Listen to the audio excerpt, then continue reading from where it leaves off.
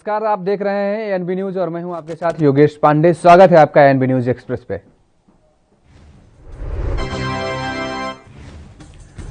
Corona से मरने वाले सभी लोगों के परिवार को 4 लाख रुपए मुआवजा देने की मांग पर सुप्रीम कोर्ट ने केंद्र से जवाब मांगा है। याचिका में यह भी कहा गया है कि मरने वाले लोगों के मृत्यु प्रमाण पत्र में मौत का सही वजह दर्ज की जानी चाहिए ताकि उनके परिवार को मुआवजा मिल सके। कोर्ट ने आज केंद्र को जवाब देने के लिए 10 दिन का समय दिया है और मामले को 11 जून को सुनवाई के लिए लगाने का निर्देश दिया है।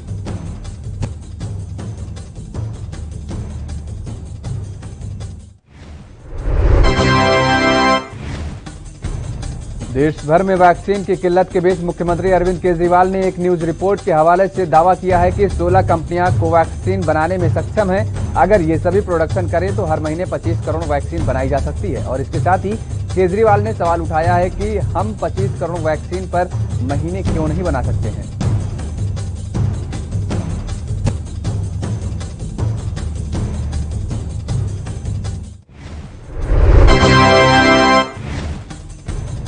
जम्मू कश्मीर के उपराज्यपाल मनोज सिन्हा के निर्देश पर कठुआ जिले की पंचायतों में 5 बेड के कोविड केयर सेंटर तैयार किए जा रहे हैं और कई जगह सेंटर बनकर तैयार भी हो चुके हैं। करीब 50 पंचायतों में कोविड केयर सेंटर बन चुके हैं। कठुआ उपायुक्त राहुल यादव ने कहा है, हमारी कोशिश है कि अगले 2 से 3 दिनों में सभी पंचायतों में कोविड केयर सेंटर बन जाए और इसके लिए सभी पंचायतों को 1 लाख रुपए दिए जा रहे हैं।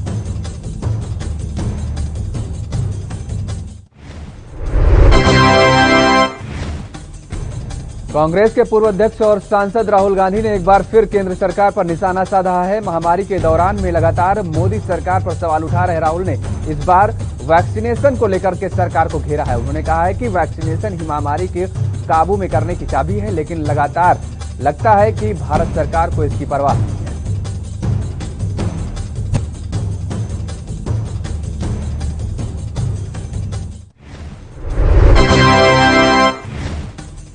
पश्चिम बंगाल चुनाव में हार के बाद भारतीय जनता पार्टी का पूरा फोकस अब उत्तर प्रदेश पर है, जहां अगले साल शुरुआत में विधानसभा चुनाव होने हैं। ऐसे में सूबे की मौजूदा सियासी स्थिति और भविष्य की रणनीति की रूपरेखा तैयार करने के लिए रविवार को पार्टी संगठन और संघ नेताओं के बीच शीर्ष स्तर पर दिल्ली में गोपनीय बैठक की गई।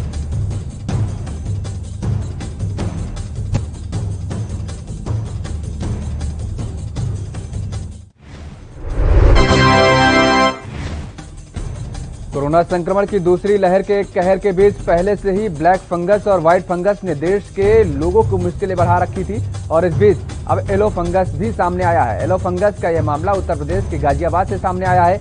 गाजियाबाद के एएनटी स्पेशलिस्ट डॉक्टर बीपी त्यागी का दावा है कि ब्लैक और व्हाइट फंगस के मुकाबले येलो फंगस कहीं ज्यादा खतरनाक है।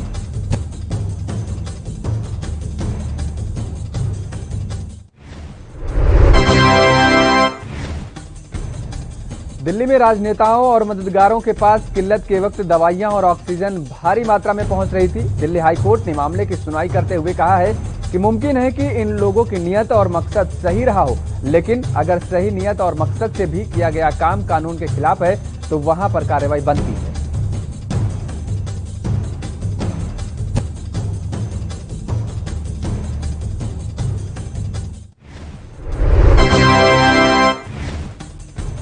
बड़े जोर शोर से 16 जनवरी को दुनिया का सबसे बड़ा टीकाकरण अभियान शुरू किया गया था, लेकिन 4 महीने बीतते बीतते वैक्सीनेशन के महाअभियान के सामने महासंकट खड़ा हो गया। वो संकट है टीके की किल्लत की और इसी संकट को सुलझाने के लिए विदेश मंत्री एस जयशंकर मिशन वैक्सीन पर अमेरिका पहुंच चुके हैं। जानकारी के मुताबिक विदेश में जयशंकर वैक्सीन की सप्लाई सुनिश्चित करने के लिए कई अमेरिकी कंपनियों से बातचीत भी करेंगे।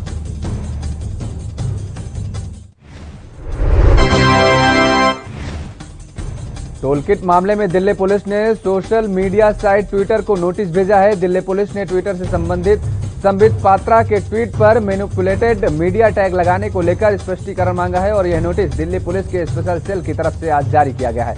वहीं दिल्ली पुलिस का कहना है कि ट्विटर के पास क्या जानकारी है जिस वजह से उनकी तरफ से ऐसा लिखा गया है और उस जानकारी को दिल्ली पुलिस के साथ भी साझा किया जाए।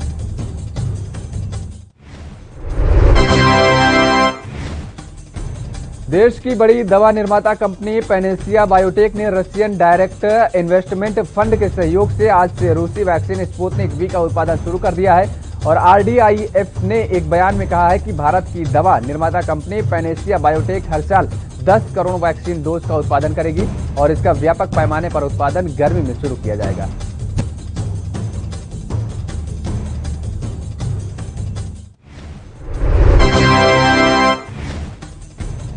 कोविड के संकट काल में जहां मरीजों की दिनों दिन बड़ी संख्या में मौतें हो रही हैं, वहीं लाशों के ढेरों पर जमकर राजनीति भी हो रही है। और इसी कड़ी में कांग्रेस नेता अधीर रंजन चौधरी ने कोरोना महामारी के निपटारे पर काम को लेकर पीएम मोदी पर निशाना साधा।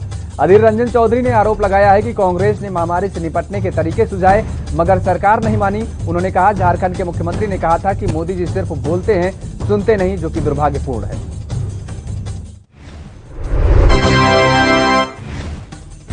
कोरोना संक्रमण पर एमपी के सीएम शिवराज सिंह चौहान ने कहा है कि महामारी पर काफी हद तक काबू पा लिया गया है, अभी और भी सतर्क रहने की जरूरत है।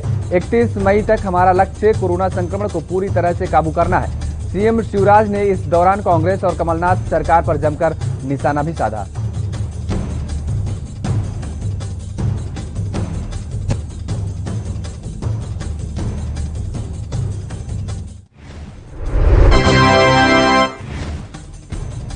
केंद्रीय मंत्री गजेंद्र सिंह शेखावत ने कहा है कि भारत कोविड-19 टीकों के उत्पादन को बढ़ाने के लिए तेजी से काम कर रहा है। उन्होंने दावा करते हुए कहा है कि देश के हर एक नागरिक को दिसंबर तक टीका लगाया जाएगा। विपक्ष पर भी हमला करते हुए कहा है कि वह कोरोना वायरस के खिलाफ टीकाकरण अभियान से संबंधित मामलों को राजनीतिकरण करने की कोशिश कर रहे हैं और इसके लिए विपक्ष को माफी मांगनी चाहिए।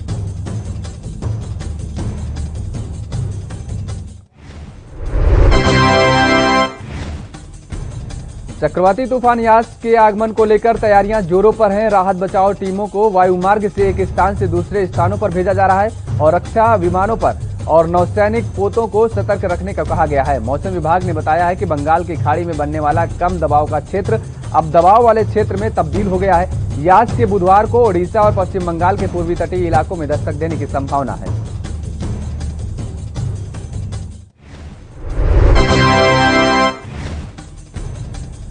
भारतीय किसान यूनियन नेता राकेश टिकैत ने कहा है कि किसान संगठन केंद्र के साथ बातचीत फिर से शुरू करने को तैयार है, लेकिन यह बातचीत नए कृषि कानूनों को वापस लेने पर होनी चाहिए। उन्होंने कहा कि मांगे पूरी होने से पहले किसानों के प्रदर्शन स्थल से हटने का कोई सवाल ही पैदा नहीं होता।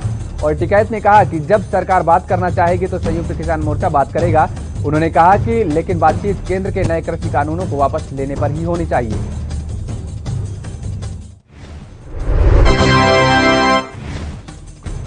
झारखंड के 6 जिलों में 18+ के लिए टीका का सिर्फ एक दिन का स्टॉक बचा हुआ है। यदि टीके की आपूर्ति नहीं हुई तो मंगलवार से इन जिलों में टीकाकरण की गति थमने की संभावना है। रामगढ़, सरायकेला, देवघर, धनबाद, बोकारो व चतरा जिले में 18+ के लिए टीका का एक ही दिन का स्टॉक बचा है। वहीं चतरा और गिरिडीह में 18+ के लिए कोवैक्सीन की डोज का स्टॉक खत्म हो गया।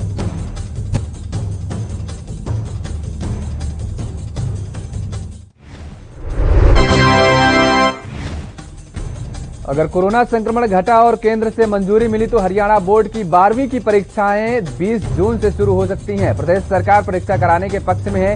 केंद्र 1 जून को परीक्षा कराने या न कराने को लेकर राज्य को बताएगा। वहीं रविवार को केंद्रीय रक्षा मंत्री राजनाथ सिंह और शिक्षा मंत्री डॉक्टर रमेश पोखरियाल निशंक के साथ हुई ऑनलाइन मीटिंग में शिक्षा मंत्री कंवरपाल गुर्जर ने हरियाणा की स्थिति स्पष्ट की थी।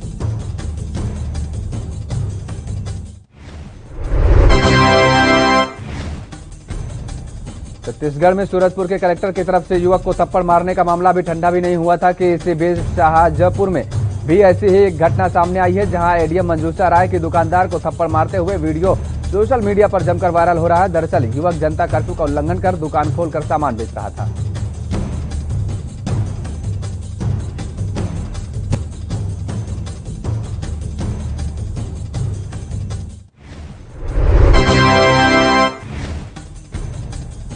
टोलकिट मामले में विवाद लगातार बढ़ता ही जा रहा है। पूर्व सीएम डॉक्टर रमन सिंह अपने समर्थकों के साथ आज सिविल लाइन थाना पहुंचे। रमन सिंह टोलकिट मामले को लेकर सरकार के खिलाफ सिविल लाइन थाने के बाहर पहुंचकर धरना दिए।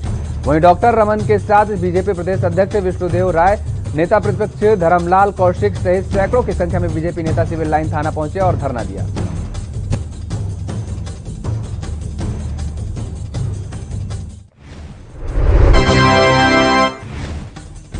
टोलकिट विवाद में बुरी तरह फंस चुके बीजेपी के राष्ट्रीय प्रवक्ता संबित पात्रा की मुसीबत कम होने का नाम नहीं ले रही है। रायपुर के सिविल लाइंस थाने में संबित पात्रा और छत्तीसगढ़ के पूर्व मुख्यमंत्री रमन सिंह के खिलाफ एफआईआर दर्ज हुई थी। उसी मामले में रविवार को शाम 4 बजे तक संबित पात्रा को पुलिस के सामने व्यक्तिगत रूप से या वीडियो कॉन्फ्रेंसिंग के जरिए पेश होना था, लेकिन संबित ने ऐसा नहीं किया और अपने वकील के जरिए 1 हफ्ते का और समय मांगा है।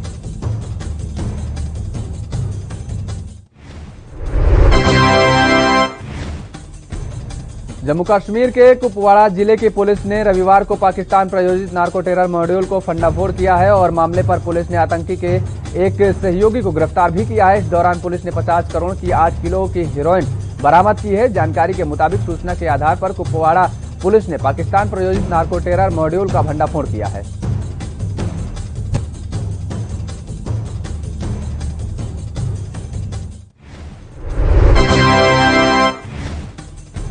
आज विधि विधान व वैदिक मंत्रोच्चारण के साथ लग्न पर द्वितीय केदार भगवान पद्मनाभेश्वर के कपाट खोल दिए गए हैं। कोरोना संक्रमण के चलते कपोद्घाटन में सीमित संख्या में प्रशासन, पुलिस और हकधारी मौजूद रहे। इसके बाद आराध्य की 6 माह की पूजा अर्चना अब इसी धाम में होगी।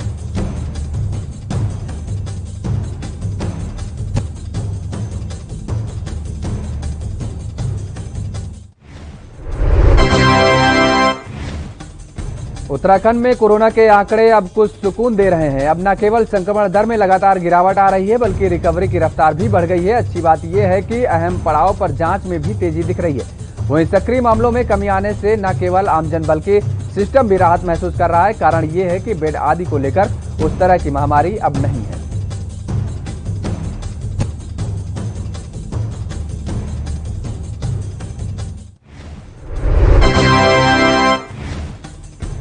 उत्तराखंड के टिहरी में कोरोना के बढ़ते संक्रमण से लोगों को बचाने के लिए टिहरी के पूर्व विधायक किशोर उपाध्याय ने फ्रंटलाइन पर कार्य करने वाले पुलिसकर्मियों, पत्रकारों और ग्रामीणों को मेडिकल किट वितरित की। उन्होंने पत्रकारों से वार्ता करते हुए कहा कि ग्रामीण क्षेत्रों में कोरोना संक्रमण फैलने के चलते ग्रामीणों ने उनसे क्षेत्र में दवाइयां उपलब्ध करवाने की मांग की थी और जिस पर उन्होंने कांग्रेस कार्यकर्ताओं के साथ मिलकर मास्क, सैनिटाइजर एवं दवाइयों की किट बांटी है और जिन्हें गाँव-गाँव तक पहुंचाया जा रहा है।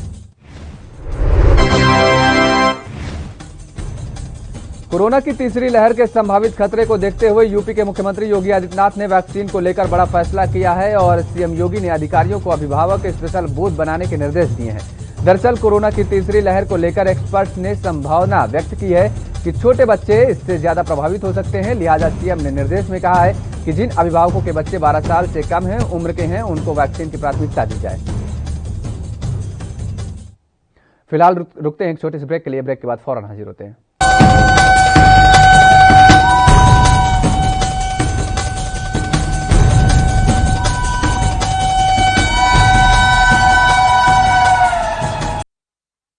कम ब्रेक और ज्यादा खबरों के साथ देखिए ANB news in channel number पर।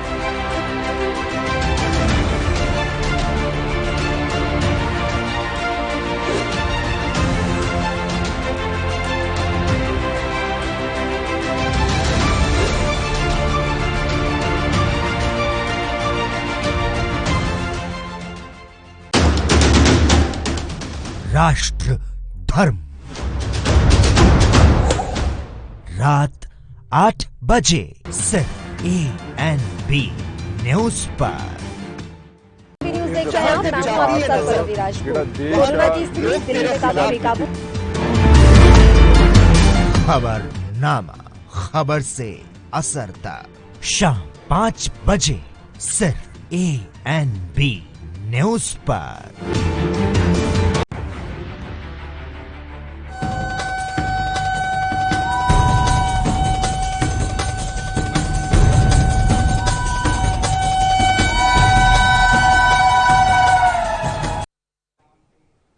ब्रेक के बाद स्वागत है आप सभी का। खबरों में आगे बढ़ेंगे।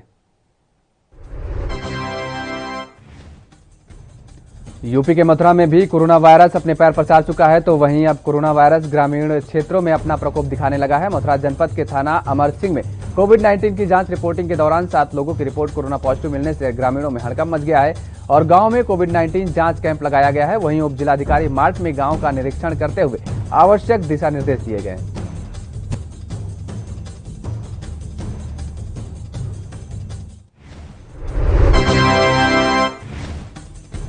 यूपी के बस्ती में बिना रजिस्ट्रेशन करवाए एक फर्जी प्राइवेट सिवा हॉस्पिटल बिना डॉक्टर के संचालित हो रहा था। वहीं एक दिन के आईसीयू बेड के नाम पर 18,000 रुपए प्रतिदिन का चार्ज किया जा रहा था। मामले की जानकारी उच्च अधिकारियों को दी गई, जिसके बाद एसडीएम सदर सहित कोतवाली पुलिस और स्वास्थ्य विभाग की संयुक्त टीम ने छापेमारी की और मौके पर पहुंची स्वास्थ्य विभाग की टीम ने एसडीएम के नेतृत्व में सिवा हॉस्पिटल को सील कर दिया।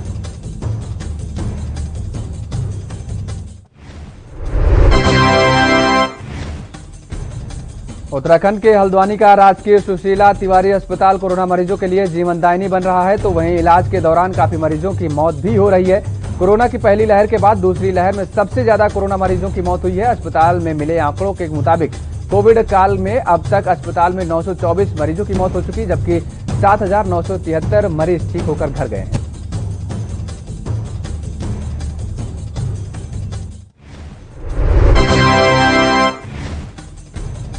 आपदा की घड़ी को भी कुछ लोग अपने नापाक मंसूबों के चलते अवसर में बदलने वाली अपनी हरकतों से बाज नहीं आ रहे हैं और इसी कड़ी में अंबाला में नकली रेमडेसिविर के बड़े गोरखधंधे का भंडाफोड़ हुआ है, जिसमें पुलिस ने 21 अप्रैल से लेकर अब तक 423 रेमडेसिविर बरामद किए हैं और जिसमें से 24 इंजेक्शन मेडिकल जांच रिपोर्ट में नकली साबित हो चुके हैं। अब तक पुलिस को इंजेक्शन बनाने वाली कंपनी के मालिक सहित 11 लोगों को गिरफ्तार करने में सफलता हासिल हुई है।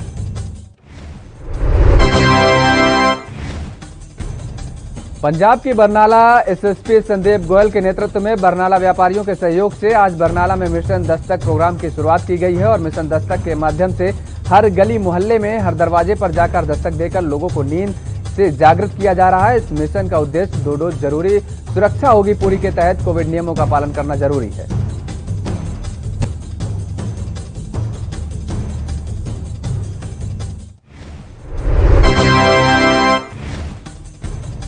मध्य प्रदेश में कांग्रेस के पूर्व मुख्यमंत्री कमलनाथ के खिलाफ एफआईआर दर्ज होने के विरोध में कांग्रेसियों ने मोर्चा संभाला है और इंदौर आईजी हरिनारायण चारे मिश्र को सौंपा ज्ञापन है।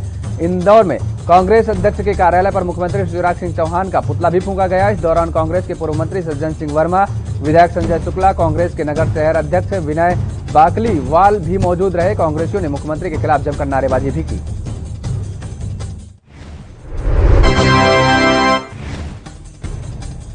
हरियाणा सरकार ने कोरोना महामारी अलर्ट सुरक्षित हरियाणा की समय सीमा की 31 मई तक किया है और इसके साथ ही छोटे व्यापारियों और दुकानदारों को भी राहत दी है।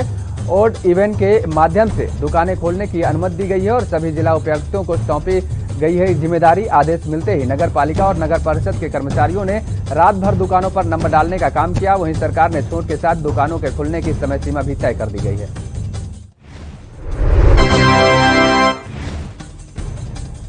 धर्मनगरी मथुरा के वृंदावन में कोरोना कर्फ्यू पर आस्था भारी पड़ती दिखाई दी है। पुलिस की सख्ती भी श्रद्धालुओं के कदम नहीं रोक सकी है। मोहिनी एकादशी पर्व पर हजारों भक्तों ने श्रद्धा के साथ नगर की पंचकोसी परिक्रमा कर अर्जित किए पुण्य लाभ पर परिक्रमा मार्ग में बढ़ती भीड़ को देखकर पुलिस को लॉकडाउन की याद आई और अटल्ला चुंगी चौराहे पर परिक्रमा करने वाले श्रद्धालुओं को रोक दिया, लेकिन भक्तों की आस्था के सामने पुलिस भी झुक गई और कुछ ही देर में श्रद्धालुओं को परिक्रमा की अनुमति। उत्तर प्रदेश के मुरादाबाद के जिला अस्पताल में आज भारतीय क्रिकेट टीम के खिलाड़ी पीयूष चावला ने कोविशील्ड की पहली डोज ली है और उन्होंने पहले ही अपना रजिस्ट्रेशन करा रखा था। अपनी बारी आने पर पीयूष चावला अपने छोटे भाई प्रतीक चावला के साथ कोविशील्ड की पहली डोज लगवाने जिला अस्पताल पहुंचे। इस दौरान पीयूष चावला ने देश के और मुरादाबाद के लोगों से अपना वैक्सीनेशन कराने के साथ ही घरों में रहने की, मास्क लगाने की अपील भी की।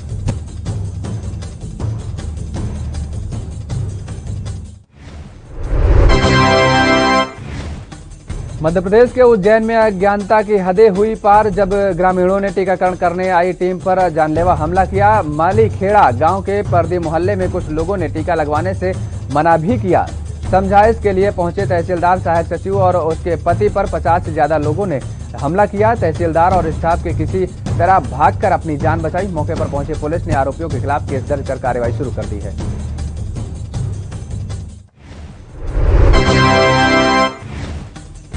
कोरोना की तीसरी लहर में बच्चों से ज्यादा संक्रमित होने की आशंका के मद्देनजर तैयारियां शुरू हो चुकी हैं। नोएडा, गाजियाबाद के साथ ही दिल्ली के पॉश इलाकों में बच्चों की सुविधाओं वाले कोविड केयर सेंटर शुरू किए जा रहे हैं। हालांकि अभी तक 18 साल से नीचे के नाबालिग बच्चों को कोविड सेंटर में रखे जाने से संबंधित कोई गाइडलाइन नहीं आई है।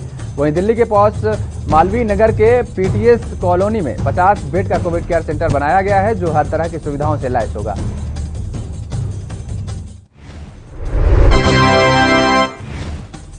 दिल्ली के छत्रसाल स्टेडियम में 2 गुटों में लड़ाई में पहलवान सागर की हत्या के बाद फरार चल रहे ओलंपिक विजेता सुशील कुमार को गिरफ्तार किया जा चुका है। अदालत ने सुशील कुमार को 6 दिन के पुलिस रिमांड पर भेज दिया है, जहां सुशील कुमार से पूछताछ की जाएगी। सागर के परिवार ने कहा है कि उसने गुरु शिष्य के रिश्ते को भी नहीं बख्शा और अब उसको कानूनी तौर पर सख्त से सख्त सजा दी जानी चाहिए।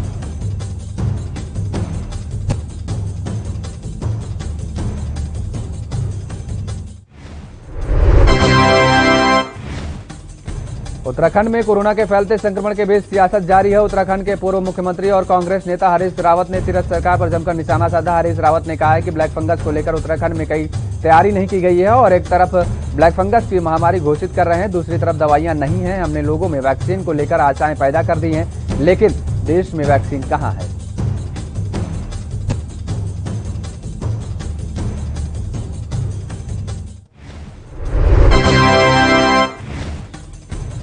पलवल जिले में कोविड वैक्सीनेशन का कार्य सुचारू रूप से जारी कर दिया गया है। जिला civil surgeon doctor Brahmdeep Singh ने बताया है कि जिले में वैक्सीनेशन को लेकर युवाओं में काफी जोश दिखाई दे रहा है और जिले में अभी तक 2,06,000 लोगों को वैक्सीन लगाई भी जा चुकी है। इस दौरान उन्होंने लोगों से अपील करते हुए कहा है कि सभी लोग वैक्सीन लगवाने के लिए आगे आएं, क्योंकि वैक्सीन से ही कोरोना महामारी को हराया जा सकता है।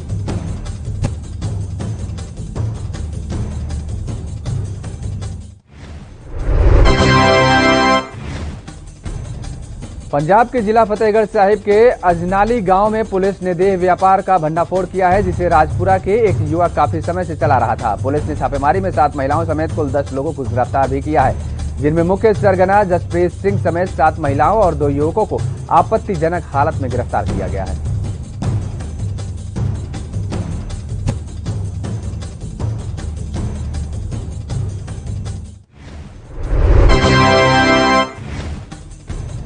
कांग्रेस नेता नवजोत सिंह सिद्धू किसान आंदोलन के समर्थन में अपने घर पर काला झंडा फहराएंगे। उन्होंने ट्वीट कर ऐलान किया है कि वो अपने अमृतसर और पटियाला के घरों पर यानी मंगलवार को सुबह 9:30 बजे काला झंडा फहराएंगे। सिद्धू ने सभी लोगों से भी काला झंडा फहराने की अपील की है। नवजोत सिंह सिद्धू ने ट्वीट किया है कि किसान आंदोलन के समर्थन में अपने दोस्तों को घरों और अमृतसर और पटियाला पर कल सुबह 9:30 बजे काला झंडा फहराऊंगा, तब तक ये काले कानून रद्द नहीं हो जाते हैं।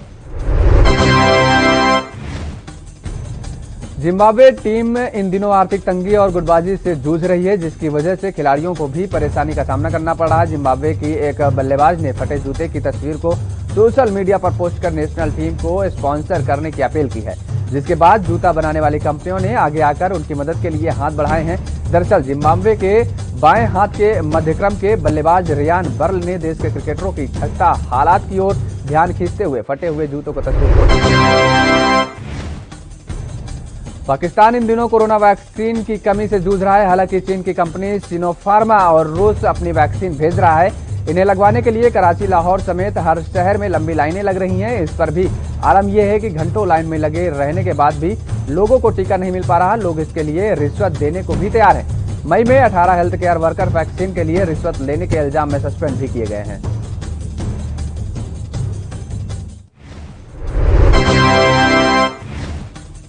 म्यांमार में तख्ता पलट के 3 महीने बीतने के बाद पहली बार वहां के स्टेट काउंसिलर प्रधानमंत्री आंग सान सू के सोमवार को कोर्ट में उपस्थित हुई हैं। अपने वकीलों से बात करते हुए सू की ने कहा है कि उनकी पार्टी तब तक लोगों के अधिकारों के लिए लड़ेगी जब तक देश में लोग चाहेंगे। आर्मी की धमकी देने पर भी वे पार्टी को बांटने नहीं देंगे। सुनवाई के पहले उन्होंने 30 मिनट तक अपने वकीलों से फेस टू फेस बात भी की और इस दौरान उनकी हालत में काफी सुधार देखा गया।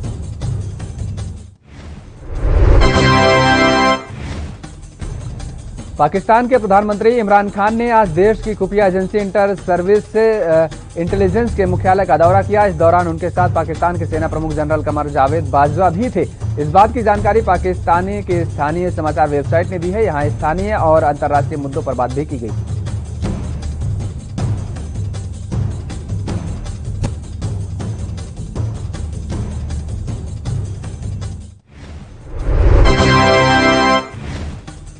करीब 11 दिनों तक चले युद्ध के बाद इजरायल और हमास में अंततः संघर्ष विराम की घोषणा कर दी गई है। दोनों पक्षों के बीच संघर्ष विराम की खबर अच्छी है। इससे लोगों के मारे जाने के सिलसिला थमने और कम से कम फिलहाल के लिए और विनाश रुकने की उम्मीद है। मौजूदा स्थिति में दोनों पक्ष अपनी अपनी जीत का दावा कर सकते हैं।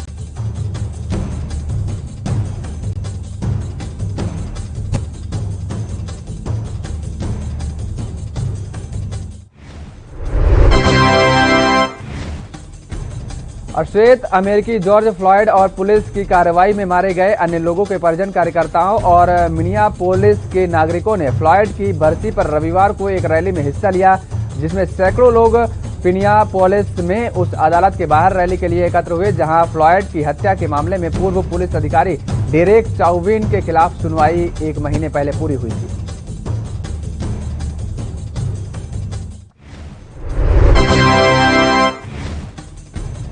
भारतीय क्रिकेट बोर्ड ने कोरोना वायरस से जूझ रहे लोगों की मदद के लिए ऑक्सीजन कंसंट्रेटर्स देने का ऐलान किया है। बीसीसीआई की ओर से 10 लीटर के 2000 कंसंट्रेटर दिए जाएंगे। यह उपकरण अगले कुछ महीनों में पूरे भारत में बांटे जाएंगे। बोर्ड ने एक बयान जारी कर कहा है कि उम्मीद है कि इससे जरूरी चिकित्सा सहायता मिलेगी और जरूरतमंद मरीजों को मदद भी मिलेगी और इसके साथ ही महामारी के चलते हुई परेशानी भी कम होगी।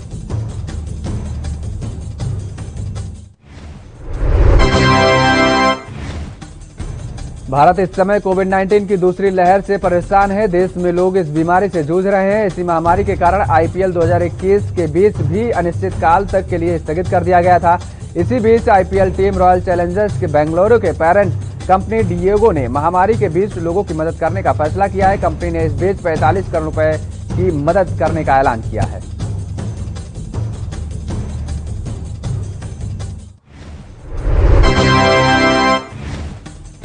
मजबूत ग्लोबल संकेतों और रुपए में कमजोरी से सप्ताह के पहले दिन सोने और चांदी की कीमतों में तेजी रही। दिल्ली सराफा बाजार में सोमवार को सोने का दाम 95 रुपए चढ़कर 48,015 रुपए प्रति 10 ग्राम हो गया। वहीं दिल्ली सराफा बाजार में चांदी की कीमत 154 रुपए की तेजी के साथ 70,998 रुपए प्रति किलोग्राम हो गई है। पिछले कारोबारी सत्र में 1 किलोग्राम चांदी 70,844 रुपए पर बंद हुआ था। एएनबी न्यूज एक्सप्रेस में मेरे साथ फिलहाल इतना ही। खबरों के लिए आप बने रहिए एएनबी न्यूज के साथ।